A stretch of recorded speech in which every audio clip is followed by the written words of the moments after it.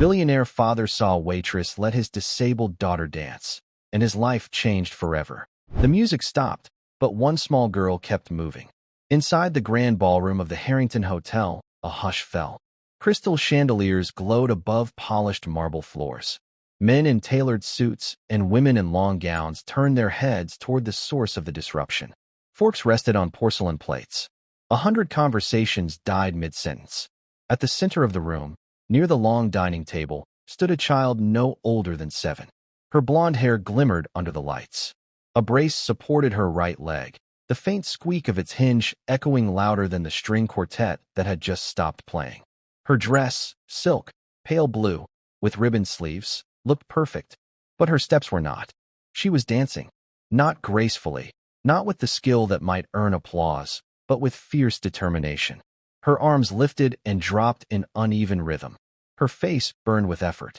The crowd watched as her unsteady foot dragged, then pushed forward again. Some looked away, embarrassed. Others whispered. One man at the back chuckled softly before silencing himself under his wife's glare. At the edge of the dining floor, near the service trays, a young woman in a plain black waitress uniform paused. Her name was Clara Evans, 26 years old. Straight dark hair tied neatly behind her head. Her white apron carried faint stains of coffee and wine she'd been serving all night. Her hands stilled on the tray she carried. She saw something no one else saw. The little girl's movements weren't random. They followed a pattern, a stubborn rhythm that resisted the silence pressing in. Every step carried both pain and pride, as if she was telling the room, I am here. I am not broken. The girl's father sat only a few feet away. Richard Hale, a man whose name appeared on headlines and magazine covers, was known as one of the wealthiest industrialists in the country. His black tuxedo fit perfectly. His jaw clenched as his daughter stumbled, then caught herself. He shifted in his chair, one hand gripping his glass of wine, the other tightening over his knee. A shadow of shame crossed his eyes. Around the table, murmurs rose again. Poor thing. She shouldn't be. Someone stop her before. Clara set her tray down quietly. She stepped forward, one small movement that caught the eye of another waitress. The other girl widened her eyes in warning. Don't. But Clara kept moving, her shoes clicking lightly against the marble. Her face remained calm, respectful, yet something stronger stirred beneath her stillness. The silence deepened as all eyes turned to her. And then, from the far side of the ballroom, the hotel manager stepped forward with sharp authority. The authority's voice cut through the silence, and the clash began.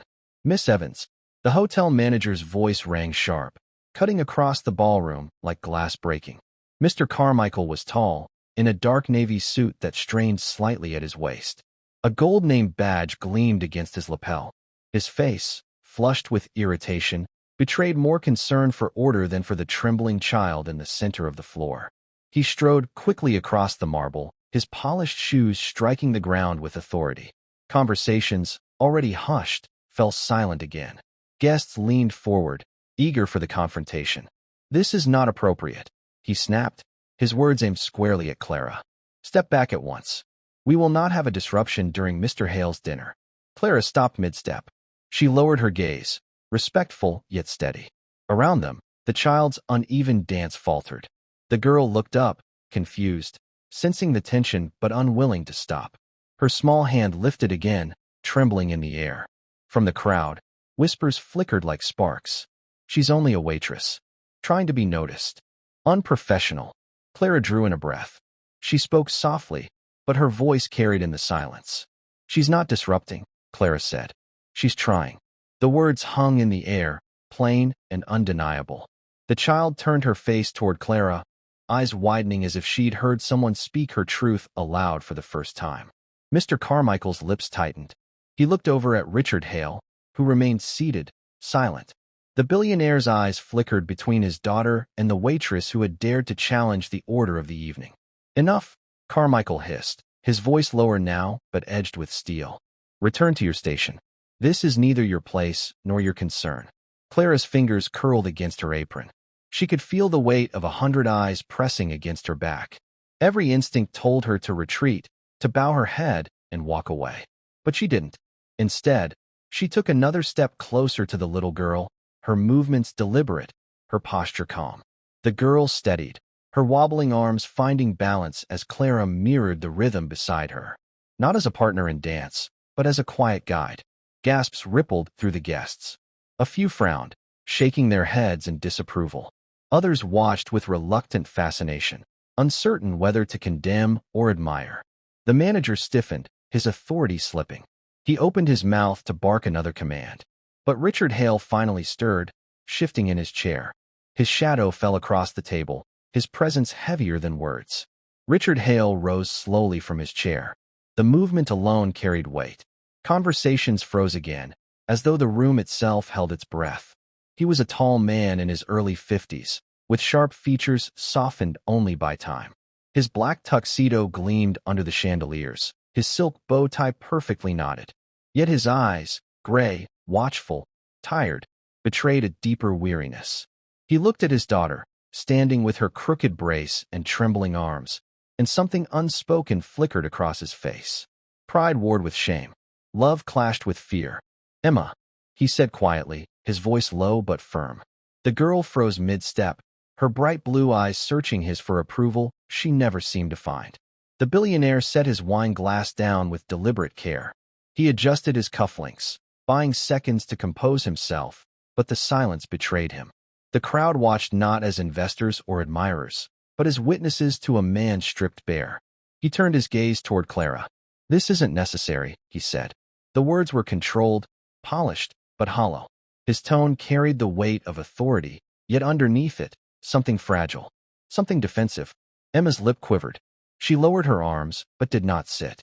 Her small chest rose and fell quickly, as though the effort of moving, of defying expectation, had taken everything from her. Guests exchanged glances. Some looked sympathetic, others judgmental. A few avoided looking at the child at all. The air in the room thickened with unease. Clara, still standing near Emma, did not break eye contact with Richard Hale. She didn't speak. She didn't need to. Her stillness was answer enough. Richard exhaled slowly through his nose, then straightened his posture, reasserting the power that had slipped for a moment. His hand brushed the back of his chair. "Emma," he said again, louder this time, "sit down." The command cracked like a whip. Emma flinched. Her small hand twitched toward her chair, her face falling. The crowd shifted uncomfortably in their seats. Clara bent slightly, lowering herself to Emma's level, her movements quiet, respectful. Her voice was soft, meant for the child but heard by all. "You can finish if you want," she whispered. Emma blinked, caught between two forces, her father's shadow and the waitress's light. Richard's jaw tightened. He turned his face away from the crowd, hiding the storm building inside him. Emma hesitated, her brace squeaking as she shifted her weight. Her father's command still echoed in her ears. The silence of the room pressed down on her like a heavy curtain. Clara knelt a little closer. She did not touch the child. She simply mirrored the posture of someone about to rise and move again. Her face was calm, steady, free of pity. Emma lifted her chin. One step, then another. The awkward rhythm returned, fragile but deliberate. She moved as though climbing a mountain only she could see. Clara mirrored her. Slowly, carefully, she traced the same imperfect steps across the marble floor. Her black shoe slid where Emma's brace scraped. Her simple uniform shifted where Emma's pale blue dress swayed. Together, they created a rhythm that was not flawless, but whole. A sharp whisper broke from one table. "This is humiliating." Another voice, softer but firm. "No, she's brave." The division spread. Guests leaned closer, some whispering in disapproval, others caught in an unexpected hush of admiration. The air grew tense, as if the entire room was waiting for permission to feel. Richard Hale stood rigid, his broad shoulders squared, but his eyes betrayed him. Behind the businessman's mask, there was a man watching his child reclaim something he had long thought lost. Emma's face brightened. A tiny smile appeared, hesitant, then stronger, as she realized someone was with her. Someone wasn't asking her to stop. For the first time in a long while, she wasn't alone in her effort. Clara's own expression barely changed, but her stillness spoke louder than applause. She was not guiding Emma like a child. She was honoring her as a dancer. The ballroom seemed to tilt. The clinking of glasses and low laughter that had filled the evening was replaced by a silence more powerful than noise. Even the chandeliers seemed to hum with restraint. Emma lifted her arms, wobbling, and held them high. Clara matched her, not leading, not following, equal. For one fragile moment, dignity filled the space where shame had lived. And then, somewhere in the back of the room, someone whispered loud enough to carry. She shouldn't be here at all. Richard's head snapped in the direction of the voice. The shadow of his authority darkened again. The careless words pierced Richard Hale more deeply than he expected. She shouldn't be here at all. He blinked, and for a moment the glittering ballroom blurred. The polished marble floor melted into another memory, one that lived in the quiet corners of his mind. He saw his wife, Eleanor, tall, graceful, with hair as golden as their daughter's.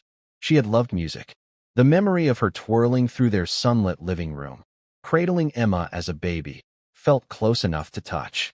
He remembered the sound of her laughter, the warmth in her eyes when she looked at the child. Then came the memory he always buried. The crash, the phone call, the sudden silence in his life. Eleanor gone, Emma surviving, but never whole in the way he once dreamed she would be. Richard's breath caught. He clenched his jaw and pushed the memory back where it belonged. The present pressed in, the stares of the crowd, the sound of his daughter's brace squeaking, the sight of her frail arms reaching for balance.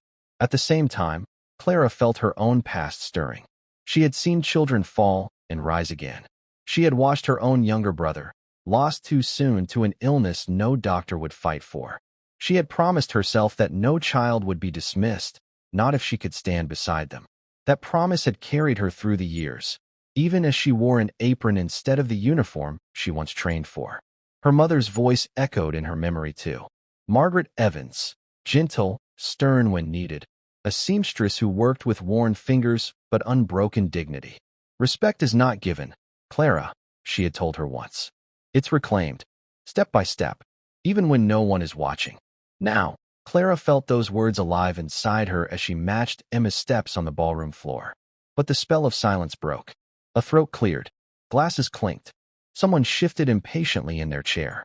Richard forced his shoulders back, burying the raw ache of memory. He could not let them see him waver. He had lived too long in power to show weakness now. His voice rose, steady but sharp. Enough. This ends now.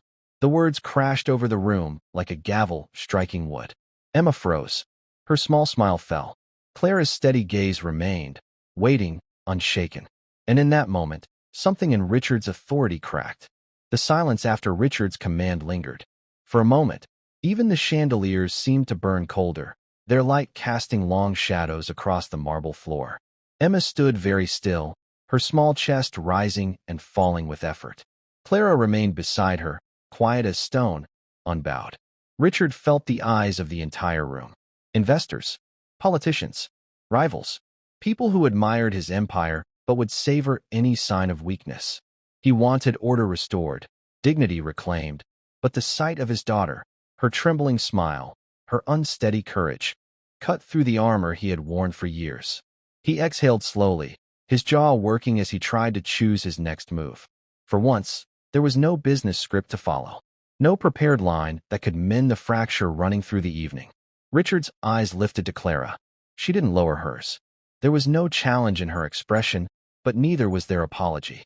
She stood with the calm weight of someone who knew why she was there, even if no one else understood yet. The room held its breath. Then Richard did something no one expected. He stepped forward, not toward his daughter, but toward the waitress. The sound of his polished shoes on marble was slow, deliberate, heavy.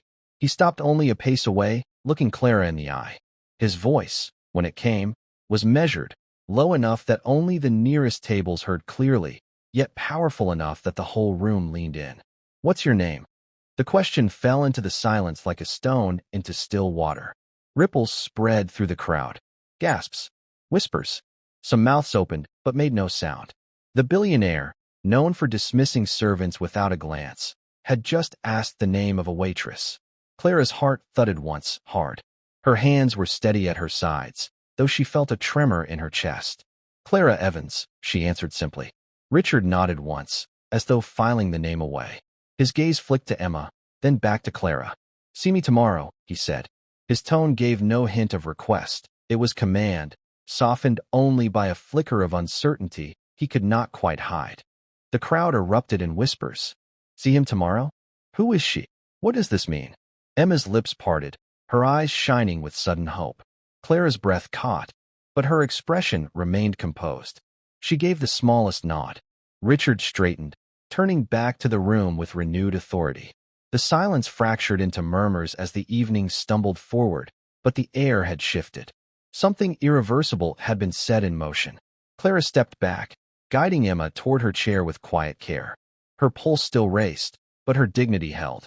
The ballroom was no longer just an arena of wealth and power. It had become a stage for something deeper, and everyone present knew it was not over. The next morning dawned gray over the city. Rain had passed in the night, leaving the streets slick and shining. Clara Evans stood at the bottom of the wide marble steps of Hale Industries headquarters, her black shoes reflecting faintly against the polished stone. She wore her best dress, a modest navy blue, pressed carefully by her mother the evening before. A simple pearl pin held her hair back. She had no jewels, no handbag of fashion, only a small notebook tucked inside her coat pocket, and the quiet discipline that steadied her shoulders. Above her rose the tower itself, 50 stories of glass and steel, shimmering like a mirror to the world. It dwarfed her, as if reminding her that she was stepping into a realm where she did not belong. Inside, the contrast struck harder. Marble floors stretched beneath golden lights. The air smelled faintly of polished wood and expensive cologne. Screens displayed market reports and philanthropic ventures, words she had only read in passing newspapers. Every detail seemed to announce, "This is power, and you are an outsider." Clara kept walking. A receptionist glanced up, eyes narrowing at her modest attire. "Can I help you?" The woman's tone carried the crisp politeness of someone already certain this guest had wandered in by mistake. "I have an appointment with Mr. Hale," Clara said evenly. Brows arched. A faint pause, then a quick laugh without sound. "Name?" "Clara Evans." The typing that followed was brisk, almost dismissive, until the receptionist froze. Her eyes darted to the screen, then back to Clara, suddenly sharper, almost cautious. One moment. People waiting in the lobby turned their heads. Men in tailored suits, women with handbags worth more than Clara's yearly wages. They looked her over, plain dress, steady eyes, and dismissed her with faint smirks or puzzled frowns. One whispered to another, the word waitress audible even at a distance. Clara stood still, unshaken. She let the whispers fall like leaves around her. Minutes passed. Then an assistant in a tailored gray suit appeared, posture stiff with professional pride. "Miss Evans? This way, please." The assistant led her through glass doors and hushed hallways. Every surface gleamed. Every wall bore framed photographs of Richard Hale with presidents, dignitaries, innovators. Clara's simple shoes tapped against the marble, each step echoing like a reminder of where she came from. They reached the final set of double doors. The assistant hesitated just long enough to let Clara feel the weight of them, then pulled them open. Richard Hale's office stretched wide, lined with bookshelves and tall windows spilling daylight over polished oak. Behind the desk, he stood waiting, his presence filling the room before his voice even reached her. Richard Hale did not sit when Clara entered. He stood behind his desk, one hand resting on a leather chair, the other tucked loosely in his pocket. His tuxedo of last night had been replaced by a charcoal suit, sharp enough to cut the air. Sunlight through the tall windows caught the gray in his hair, giving him the look of a man carved from stone. "Miss Evans," he said. Not a greeting. A statement. His voice was cool, deliberate. "You caused quite a stir last night." Clara stopped 3 steps inside the room. She folded her hands in front of her, composed. "I didn't mean to cause a scene, sir. I only meant to stand with her." "Stand with her," Richard repeated, as though testing the phrase. He circled slowly from behind his desk, studying her like an artifact. "You realize where you were, who was watching, what that moment did to her, and to me." His tone hardened on the last words. Clara held his gaze. What it did was show her she was not alone. Richard stopped walking. For a heartbeat, silence filled the office. The only sound was the faint hum of the city beyond the windows. "You speak boldly for someone who serves tables," he said finally, his voice sharpened with a cutting edge. The words were not shouted. They didn't need to be. Status alone made them sting. Clara did not flinch. "Serving tables doesn't erase what I know. or what I've lived. Respect is not tied to a uniform. A flicker, surprise, irritation passed across Richard's face. He was accustomed to silence when he spoke like this, to obedience, to deference. But here stood a young woman, plain in her navy dress, speaking with the same steadiness he heard in boardrooms. He drew closer, stopping only a step away. Do you think you understand my daughter? Her struggles? What it costs me, what it costs her, just to be in public? Clara's voice softened, not with pity, but with weight. I understand that what costs her most is being told to stop, to hide. I've seen it before. The office grew colder with the silence that followed. Richard studied her, his jaw tight, his hand flexing once at his side. He had built empires on his ability to command, to intimidate, to bend others to his will. Yet this woman did not bend. At last, he straightened. His words came clipped, almost abrupt. Then work for me. Teach her, guide her, whatever it is you think you can do. Name your price. Clara's eyes did not waver. The weight of his offer filled the air, but her reply was calm, unhurried. I don't work for people who see dignity as something to be bought. Richard blinked once. The refusal landed harder than any insult. Clara turned slightly, leaving her simple notebook on the edge of his desk. She did not explain. She did not linger. She walked toward the heavy doors with the same calm she had entered with. And for the first time in many years, Richard Hale was left standing in his own office, unsettled. The double doors closed behind Clara with a soft click, leaving Richard Hale standing in silence. The notebook she had left rested against the edge of his polished desk. A plain object, bound in worn black leather, corners frayed. Its presence felt louder than the hum of the city outside. Richard's eyes lingered on it, but he didn't reach for it. Instead, he turned toward the tall windows, hands clasped behind his back. For a man who had commanded boardrooms, governments, and empires, refusal was a language he rarely heard, and never from someone so ordinary. He replayed her words. I don't work for people who see dignity as something to be bought. The sentence struck like a chisel against stone. Sharp, irrevocable, not shouted, but carried with the calm force of conviction. Richard inhaled slowly, but the sting of it remained. He turned back to the desk, his eyes narrowing at the notebook again. He wanted to sweep it away, to dismiss her entirely. Yet something in the way she had left it there, without explanation, without demand, gnawed at him.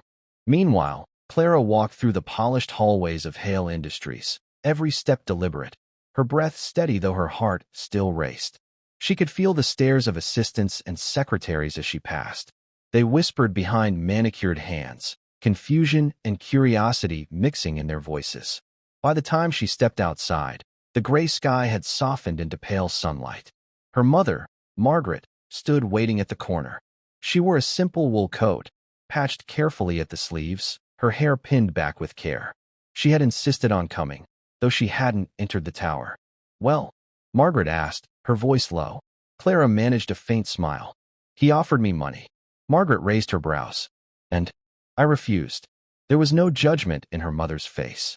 Only the smallest nod, a flicker of pride, and a sigh that carried both relief and worry. Good, she said softly. But it won't be the last time. Clara tucked her arm through her mother's, walking with her down the busy street. She felt lighter for the refusal, though she knew it came with cost. She had not explained her choice to Richard Hale. She had not told him about the children she worked with, the quiet movement she had been building with scraps and borrowed space. But she had left him the notebook. That was enough. Inside the tower, Richard finally gave in. He picked up the worn book, feeling the rough edge beneath his fingers. He opened it. Inside, he saw drawings, notes, careful plans written in a hand both precise and urgent. And in that quiet office, the man who thought he could buy anything realized he had underestimated someone he could not buy at all. Richard Hale sat alone in his office, the black notebook open across his desk. The city roared faintly below, but inside the high-ceilinged room, time seemed to slow. The pages were filled with diagrams of bodies in motion. Lines traced the angle of knees, the stretch of arms, the balance of weight. Notes filled the margins in precise handwriting. Observations about rhythm, therapy through music, the psychology of persistence. Some pages carried sketches of children, stick figure outlines paired with braces, canes, and wheelchairs. Not fanciful drawings, but measured, purposeful. A record of struggle. A study of possibility. Richard turned a page. There, in bold letters, he read, Dignity first. Ability follows. He sat back in his chair, closing the book slowly. He had faced competitors in steel, oil, and finance. He had built towers and companies that stretched across nations. But he had never encountered something like this, an idea that refused to bow, carried not by wealth or strategy, but by a waitress in a navy dress. He found himself repeating her name under his breath. Clara Evans. The syllables carried weight now. Not just a name, but a presence that lingered in the room. Richard stood and paced the length of his office, hands clasped behind his back. He tried to dismiss her, tried to tell himself it was a performance, a moment designed to humiliate him in front of powerful eyes. Yet when he closed his eyes, all he could see was Emma, his daughter, her face lighting when Clara stepped beside her. He poured himself a drink, then set it down untouched.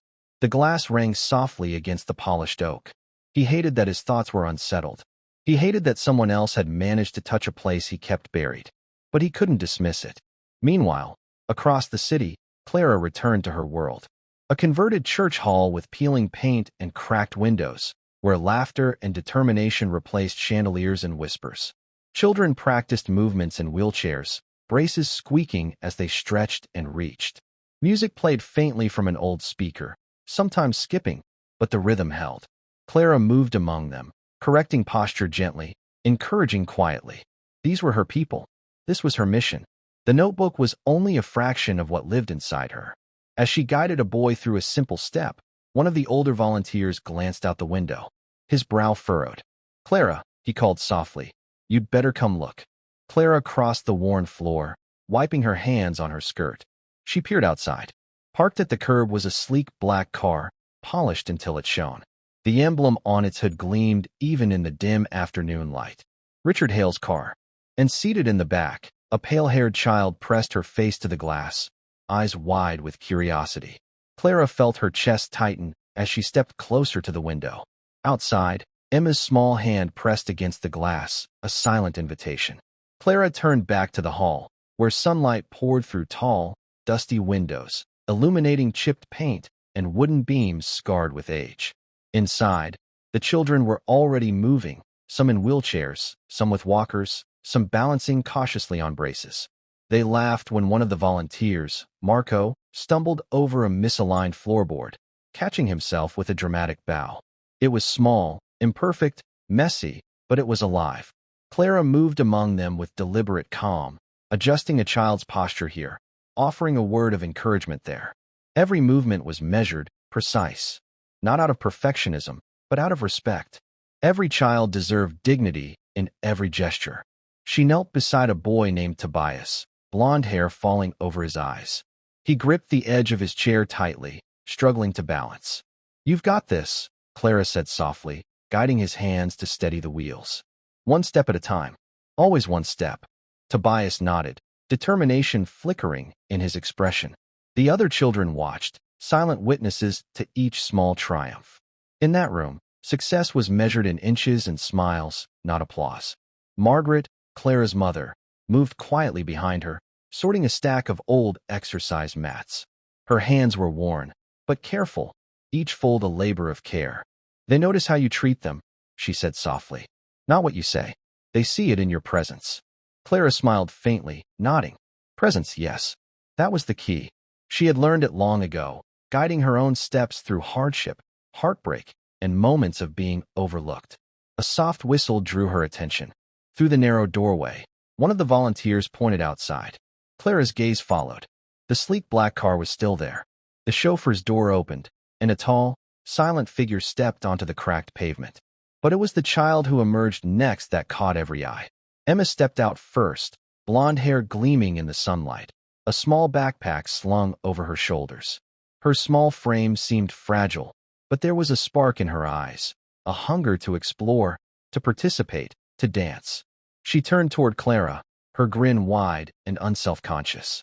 The other children stopped mid-step. The room fell into a quiet stillness, save for the faint squeak of wheels against the floor. Clara's heart beat faster, not in fear, but in recognition of the moment's weight. Margaret placed a hand on her shoulder, grounding her. Remember, she whispered. They'll follow your lead. Show them respect, and they'll rise. Clara squared her shoulders, letting the calm sweep over her. She crossed the hall, opened the door wide, and stepped onto the sunlit pavement. Emma hesitated, then smiled. The small blonde hand reached for Clara's, and as Clara took it, guiding Emma into the room, the children's eyes followed, not in judgment, not in doubt, but with quiet awe. A presence had arrived. The world outside could wait. Clara stepped back as Emma's small hand slipped into hers. The blonde girl's grip was tentative but determined, fingers pressing firmly, as if sensing Clara's quiet strength. The children in the hall stopped their movements, some mid-wheel, some mid-step, and watched in silent curiosity. The hum of the old speakers and faint squeaks of braces and chairs became secondary to the moment. From behind, a tall man emerged from the black car. Richard Hale's tailored navy suit stood in sharp contrast to the faded walls and scuffed floors of the community hall. His polished shoes clicked against the cracked pavement, and every inch of his posture radiated authority and precision. Yet there was tension in his shoulders, a subtle unease he could not fully mask. Inside the hall, Clara felt the shift immediately. Where she had commanded quiet respect before, here was an outsider with power, wealth, and influence, someone unaccustomed to humility. The children instinctively sensed it too, some inching closer to Clara, seeking reassurance. Emma, oblivious to the adult tension, turned her bright eyes to Clara. "Can we start?" she asked, her voice small but full of excitement. Clara nodded, kneeling slightly so that their heights met more evenly. Richard's gaze swept across the hall, a mixture of skepticism and curiosity. His lips pressed into a thin line as he observed the children, the volunteers, and Clara herself. He had expected chaos or inefficiency, maybe some mismanagement. Instead, he saw structure, presence, and an unspoken understanding flowing through every interaction. Margaret, standing behind Clara, noted the man's unease. She stepped forward slightly, adjusting her cardigan and projecting calm. "Mr. Hale," she said, her voice even. "These children are learning from someone who has walked this path, who understands struggle. They are safe here." Richard's jaw tightened. He opened his mouth as if to respond, then paused. Emma tugged at Clara's hand, impatient. "Let's go," she said, her eyes shining with anticipation. Clara glanced at Richard. The man's expression had softened, though only slightly, betraying a recognition he didn't want to voice. Clara led Emma into the hall. The children watched as the small girl moved through the space with Clara's guidance, her steps hesitant but growing more confident. Each movement commanded attention, not through force, but through quiet dignity. The air shifted subtly. Richard could feel it without understanding it. The children, the volunteers, even the faintly squeaking chairs seemed to adjust around the arrival of these outsiders. Clara's calm presence became a shield, a signal that this was a place of respect, not spectacle. Richard remained at the doorway, observing. For the first time, he was no longer the authority in the room. He was a witness. And as Emma's small laugh echoed through the hall, a sound free of fear or restraint, he realized he had crossed into a world that had rules he did not yet understand. Clara took a deep breath. Emma's hand tightened in hers, and she knew the work ahead was just beginning. The door closed softly behind them, shutting out the world outside. After guiding Emma to the center of the hall, Clara crouched beside a low table, motioning for the other children to settle around her. The room smelled faintly of chalk and old wood, a mixture of history and hope. Behind a stack of worn chairs, she pulled open a weathered backpack and carefully removed several notebooks, their edges frayed, pages filled with meticulous diagrams and precise notes. Margaret, standing nearby, raised an eyebrow but said nothing. The volunteers had long learned that Clara's quiet intensity required respect rather than interruption. She began arranging the notebooks, one by one, revealing sketches of mechanical supports, detailed rehabilitation exercises, and step-by-step programs tailored for children with disabilities. Her handwriting, neat and deliberate, contrasted sharply with the chaos of the surrounding hall. "Clara, what are you planning?" One of the older volunteers whispered, curiosity and admiration mingling in her voice. Clara paused, her fingers brushing over a diagram of a balance aid, before answering simply, "Something bigger than this room." The children, sensing the focus, remained unusually still. Emma leaned forward, her blonde hair catching the dim sunlight from the high windows, eyes wide with fascination. Clara allowed a small smile. She had watched too many well-intentioned adults underestimate children with challenges. Here, she had control, but more importantly, she had purpose. Margaret finally stepped closer. "Do you think he'll see the value?" she asked, nodding toward the doorway where Richard Hale had remained, quietly observing from outside. Clara did not answer immediately. She did not need to. Her calm, deliberate movements, flipping a notebook page, adjusting the position of a small prototype, spoke louder than words. The notebooks were more than plans. They were proof of decades of disciplined research, of late nights spent decoding therapy methods, refining exercises, and adapting technology for accessibility. Clara had been a waitress to the public eye, but her mind had never stopped strategizing. Her mission was not for profit, and it was not for attention. It was for dignity, for transformation, for the children who had been overlooked. As she carefully closed the backpack, securing each notebook with a worn leather strap, Clara felt the familiar weight of responsibility. She was the bridge between what the children needed and what the world had denied them. Each notebook, each sketch, each plan was a seed, patiently waiting to grow. Emma tugged gently at her sleeve. "Can we try the next step?" The question was simple, innocent, but it held profound trust. Clara nodded, setting aside her papers, and turned her full attention to the children.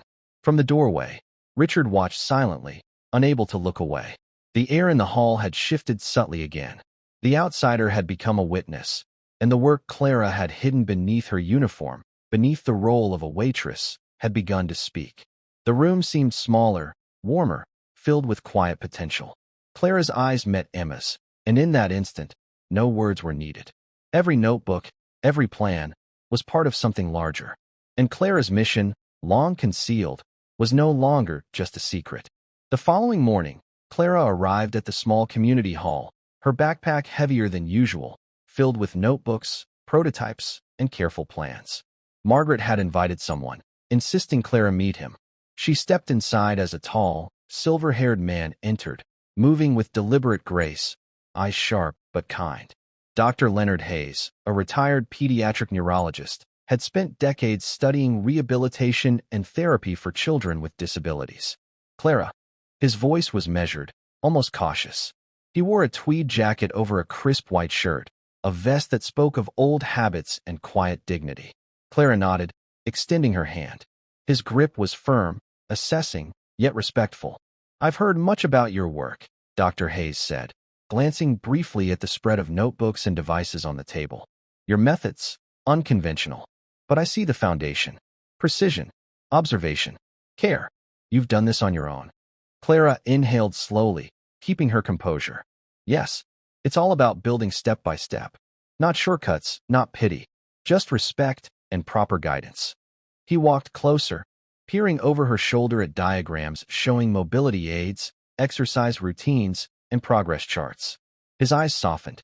"I've studied approaches for decades. Few understand the need to adapt, to anticipate. You've anticipated more than most institutions manage in years."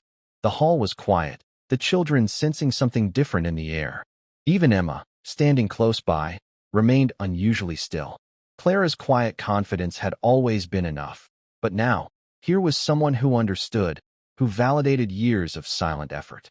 "Your discipline shows," Dr. Hayes continued, settling into a wooden chair, his gaze lingering on a notebook detailing muscle-strengthening exercises. "I've trained teams in hospitals and clinics, but what you've accomplished alone, under public scrutiny, unnoticed, it's remarkable." Clara's lips curved slightly, though she remained composed. Recognition was not what she sought, but acknowledgement from someone who had walked the same path felt weighty, grounding. Margaret, standing nearby, allowed herself a small smile. Clara had never needed applause. She needed credibility, someone whose experience could speak louder than her own modest station. And here, Dr. Hayes provided that voice. He leaned back, thoughtful. "I'll help. Not because it's convenient, but because it's right. And I've seen enough to know your vision is valid. The question is whether others, those with influence, will recognize it as you have." Clara's eyes met his, steady, unwavering. They will, eventually, but only if the work speaks for itself. Dr. Hayes nodded, a rare smile touching his lips. He glanced toward the hall's entrance, aware of the quiet presence of Richard Hale and the children observing from outside. Then let us ensure it does. Clara felt a shift, a subtle but decisive acknowledgement. Someone with authority, experience, and credibility had now stepped into her world. Her mission, once hidden beneath layers of humble service, was gaining weight. It was no longer her secret, and for the first time in months, she allowed herself to imagine the ripple effect that could follow. Richard Hale's tall figure filled the doorway of the community hall, polished leather shoes scuffing slightly against the worn wooden floor. He had come with Emma, standing close to his side, blonde hair catching the afternoon light through the tall windows. His suit, navy with a subtle pinstripe, was impeccable, but his expression was guarded, skeptical. "You've orchestrated all this," he said, voice low but sharp, as if speaking to Clara and Dr. Hayes at once. His eyes, hard and calculating, flicked across the notebooks, diagrams, and small devices spread across the table. "It's clever. Too clever. I don't trust coincidence." Clara remained seated, calm and composed. Her hands rested lightly on the edge of her chair, posture straight but unassuming. "This isn't a game," she replied simply. "These are children. Their progress isn't an accident, and it's not orchestrated for spectacle. It's careful work, observation, and dedication." He took a step closer, brow furrowing. "But everything here, these exercises, the setups, the timing, it feels like a performance. Like you've arranged this to manipulate my daughter's perception mind too." Dr. Hayes interjected softly. "Richard, it's not manipulation. It's methodology. Clara has studied children for years. She knows the science, the discipline required. She applies it patiently." Richard's gaze shifted briefly to his daughter, Emma, who watched the exchange with wide, curious eyes. Her small hands fidgeted with the hem of her dress. Clara caught Emma's glance and offered a reassuring nod, gentle and steady, without breaking her calm. The silence between them stretched, loaded with unspoken judgment, the hall holding its breath. Clara leaned forward slightly. "Mr. Hale, you see results when your child struggles and succeeds. That's not a trick. That's effort and understanding. You've seen her confidence grow, the small victories. Those aren't illusions. They're real." Richard's jaw tightened. "You expect me to believe all of this is genuine? That you've done this without any larger motive?" "I expect you to see truth," Clara said quietly, yet her voice carried the weight of certainty. "You can doubt me, but you cannot deny the children's progress. You cannot deny her joy." A faint stir ran through the room. The children, who had been quietly observing, now shifted, some smiling, some leaning forward, sensing the tension and the stakes. Dr. Hayes's eyes met Richard's, silently urging him to notice what was undeniable. Richard exhaled slowly, his body rigid for a moment. Then, for the first time, his expression softened just enough to betray uncertainty. His authority, so often absolute, felt fragile in the presence of Clara's integrity. From the corner, Emma took a careful step toward the small practice mat, signaling her readiness to demonstrate the skills Clara had taught her.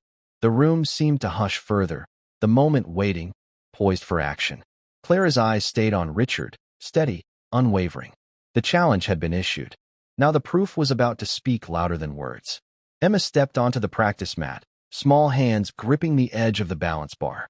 The sunlight caught the strands of her blonde hair, making her look almost luminous against the worn floorboards and scattered chairs. For a heartbeat, the room held its breath, waiting, uncertain. Clara stood beside her, calm and composed, a quiet presence anchoring the tension. She offered no words of encouragement, only a subtle nod. Emma returned it, exhaling softly, focus sharpening in her blue eyes. Then she began. A simple movement, precise, deliberate. She raised one leg, shifting weight carefully, balancing with a discipline that seemed impossible for someone so young and so small. The first step was met with a few tentative murmurs from the adults, whispers that quickly faded into silence. Richard Hale's expression, usually so guarded, was rigid with disbelief. Slowly, Emma moved through a small sequence Clara had designed for her. Turns, stretches, controlled steps. Each motion carried intention, not showmanship. Every slight adjustment was met with Clara's subtle guidance, a whisper of touch or a shift of weight. The room felt suspended in time. One child in a wheelchair clapped softly, another echoed the gesture, and even Dr. Hayes allowed herself a quiet, approving smile. The audience was captivated, not by spectacle, but by the quiet triumph of skill and discipline. Richard's gaze never wavered. His lips parted slightly, jaw tightening as he watched his daughter conquer what had once seemed impossible.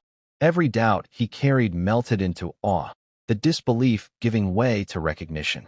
His posture shifted, subtly but undeniably. He was witnessing truth, unembellished, undeniable. Emma finished the sequence, placing her foot carefully on the mat, her small chest rising and falling with pride. The room exhaled as one, the tension breaking into a tangible, respectful hush. Her eyes found her father's. A smile flickered, hesitant but radiant, reaching him in a way words never could. Clara finally spoke, softly, almost under her breath. "You see her, Richard. This is her strength. Not mine. Not anyone's else." Richard swallowed, nodding slowly, the corners of his mouth twitching into a tentative smile. The authority he had wielded so forcefully all day now felt tempered, transformed by the simple, undeniable evidence of his daughter's ability. The children around them stirred, inspired. They clapped, quietly at first, then more confidently, their joy echoing off the high ceilings. A sense of possibility filled the room, sweeping aside the skepticism that had hung so heavily in the air. Emma looked to Clara once more, eyes shining, and whispered, "Did I do it right?" "You did," Clara replied, voice gentle, unwavering. "Perfectly." Richard stepped closer, his expression softened, the hard line of doubt replaced by a new, fragile reverence. In that moment, the room understood. Proof, quiet and undeniable, had spoken louder than any argument. Richard Hale remained frozen at the edge of the practice mat, eyes locked on Emma. His daughter's small, deliberate movements had shattered every expectation he held, yet the weight of his authority and pride lingered, tugging at him. Around him, whispers hovered, observers unsure if they should speak, applaud, or remain silent. He shifted slightly, hands tightening into fists at his sides. Every instinct screamed to reclaim control, to minimize the moment, to tell the world that this was a fleeting glimpse, not a transformation. But Emma's eyes, steady and bright, met his with unwavering trust. She was not asking for his approval. She was demonstrating her own truth. Clara stood back, quiet, letting the moment breathe, her presence a shield rather than a spotlight. She knew the significance, how fragile authority could appear when faced with undeniable evidence of skill and will.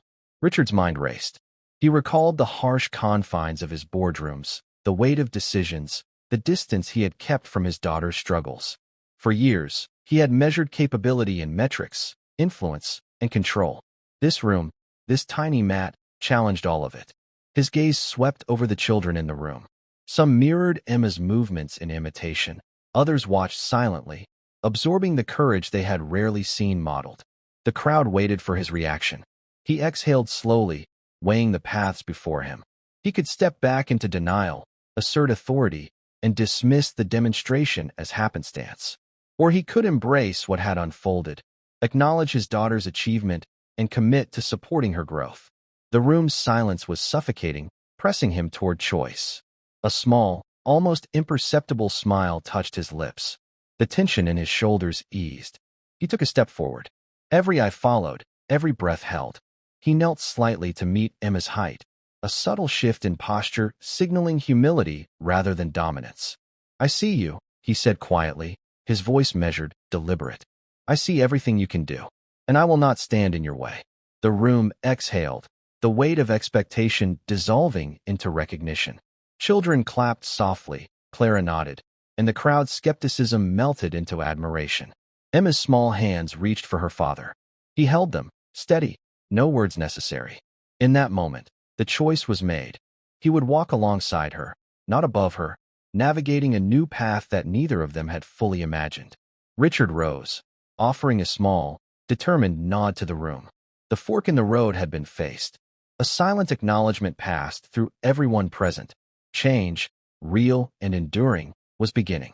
The The conference room was vast, gleaming with polished wood and glass, a stage for power and prestige. Reporters, board members, and a scattering of community leaders waited, murmuring in low tones. Cameras clicked, lights glared, and the air felt thick with expectation. Richard Hale stood at the center, Emma beside him, her small hand tucked in his. He cleared his throat, the sound amplified by the quiet. For a moment, he allowed himself to notice the weight of every gaze, the scrutiny, the doubt, the anticipation. Then he spoke, measured, deliberate, and unflinching. "I have spent my life chasing success measured in numbers," he began, voice firm but gentle. "I have measured potential by appearances, by circumstance, by what others expect. And today, I am reminded that these measures are not the full story." He paused, letting the words settle, the room silent, hanging on each syllable. Emma shifted slightly, her blonde hair catching the light, her eyes steady on her father. "I have seen courage. I have seen talent. I have seen truth. And I choose to support it," he continued. "Not as an obligation, but because it is right. Because dignity, ability, and perseverance must be honored wherever they are found." A soft murmur passed through the audience, the first cracks in skepticism. Journalists leaned forward, board members exchanged subtle glances. Richard's hands unclenched, rested lightly on the podium.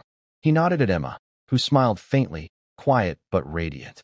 Then he addressed the wider room, voice unwavering. "We will fund the program fully.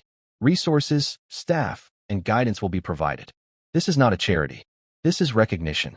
Recognition of the strength that has been here all along, often overlooked, underestimated, forgotten." The words landed like stones in still water. Cameras flashed, capturing the moment. A few attendees wiped away surprise. Others nodded in respect.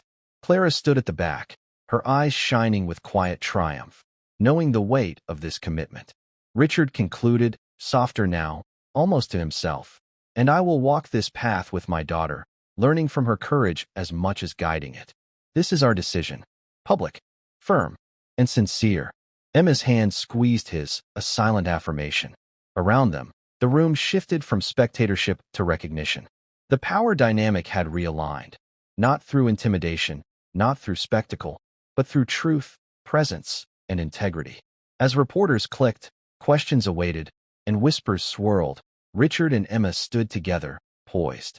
The course was set, the promise made, and the journey toward transformation had begun. Quietly, yet unmistakably, a new chapter had opened. Months had passed, and the warehouse-turned-rehabilitation center buzzed with life. The scent of fresh paint mingled with the faint tang of antiseptic, and sunlight streamed through wide windows, casting warm patterns on polished floors.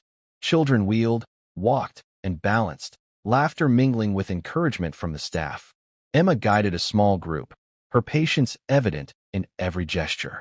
Her blonde hair fell gently around her shoulders, and her hands moved with precision, showing the same discipline that had first caught Richard's attention. Clara worked nearby, cataloging exercises, checking notes, her quiet authority unmistakable. Richard watched from the side, leaning against a beam, his tailored suit slightly rumpled from involvement. He had traded boardroom rigidity for hands-on participation. Today, he helped a boy adjust his balance brace, speaking gently, the years of distance and control replaced by presence and attentiveness. Outside, a construction crew finished an addition. A new wing promised expanded space for therapy, education, and art. The community had rallied, donations flowing in from people moved by the story, inspired by the visible change. This was no longer just an experiment. It was a movement. Emma paused mid-activity to correct a child's posture, her voice calm, assured, yet never condescending. Richard observed the subtle authority in her presence, the quiet power earned from knowledge and care. The realization settled in him that leadership did not always roar. Sometimes it whispered, guided, and lifted quietly. Clara approached Richard with a notebook in hand. "The new schedule is ready," she said softly. "We've expanded sessions, added community outreach. You might want to see the plan." He nodded, eyes still on Emma as she encouraged a small girl to try a delicate dance movement, her smile widening at the success. "She's remarkable," he said, almost to himself. "All of them are." Even the press had returned occasionally, documenting the progress. But it was no longer about spectacle. Their cameras caught dedication, transformation, and dignity reclaimed. The story was now about action, not momentary drama. As the day wound down, children gathered near the center of the main hall, some still unsteady, some now walking with confidence.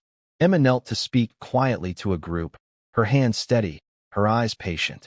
Richard watched, feeling a quiet pride, not ownership, but recognition. He had learned the depth of courage, the power of presence, and the value of honoring those often unseen. Clara, observing the room's gentle chaos, leaned closer. "Look at what's happening," she murmured. Richard simply nodded, letting the scene speak louder than words. Sunlight faded, casting long shadows across the hall. In that moment of calm, Richard, Emma, and Clara understood they had started something lasting. And the final gestures of recognition, humility, and transformation were ready to take shape in the quiet moments that followed. The sun had begun its slow descent, casting amber light through the tall windows of the center. Children moved quietly, practicing balance and gestures they had only dreamed of months ago. The hall felt sacred, alive with effort, resilience, and gentle triumph. Emma stood at the center, small and composed, her posture straight, her presence calm, yet commanding. A cane rested lightly in her hand, not as a support, but as a symbol of progress. Nearby, Richard knelt to adjust a young boy's brace, his face lined with reflection, his hands steady with care. Clara observed from a corner, clipboard in hand, noting the quiet perfection of timing and movement. Emma extended the cane toward a child learning to stand independently. The child took it, tentative at first, then with growing confidence. Each step measured, precise, yet radiant with pride. The gesture carried meaning beyond the action. It was trust, guidance, and respect passed from one generation to the next. Richard watched silently, understanding that his role had shifted. He was no longer the authority dictating outcomes. He had learned that real change came from presence, skill, and belief.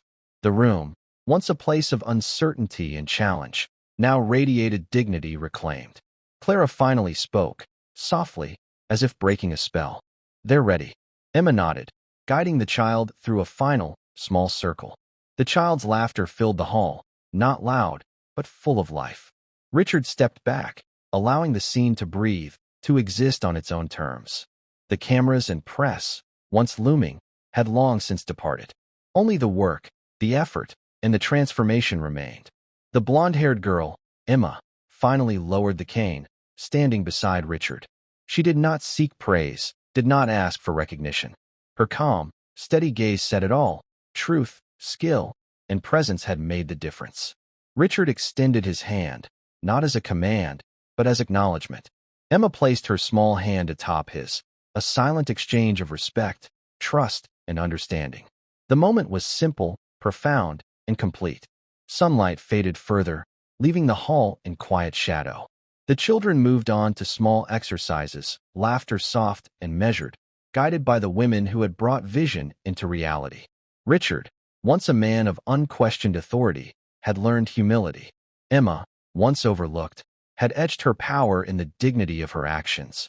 And in that quiet space, a lesson lingered. True respect is earned through presence, truth, and the courage to see and honor what has been hidden.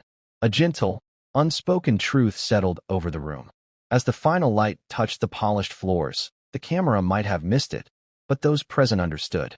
Power had shifted, not through force, wealth, or spectacle, but through skill, grace, and unwavering human dignity. The story ended not with a flourish, but with a single, enduring truth. The unseen can change the world when recognized and honored. Thank you for following this story. If you enjoyed it, please subscribe and share your thoughts below. Where are you watching from? Let us know in the comments. Stay tuned for more immersive stories.